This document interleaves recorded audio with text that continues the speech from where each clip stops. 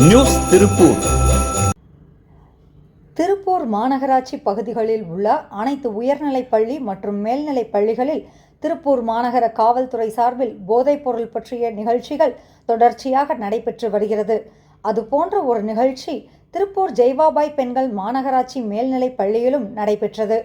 இந்த நிகழ்ச்சியில் கலந்து கொண்ட திருப்பூர் மாநகர போக்குவரத்து காவல்துறை உதவி ஆணையர் சேகர் அவர்கள் பள்ளி மாணவிகளுக்கு போதை பழக்கம் வாழ்வை அழித்துவிடும் என்றும், போதைப் பொருட்களுக்கு மட்டுமல்ல, போதை தரும் எந்த பழக்கத்திற்குமே அடிமை ஆகிவிடக்கூடாது என்றும், அதுபோல போதைப் பொருட்கள் பயன்படுத்துபவர்களையோ விற்பனை செய்பவர்களையோ பற்றி தெரிந்தால் காவல்துறைக்கு தெரிவிக்க வேண்டும் என்றும் கேட்டுக்கொண்டார்.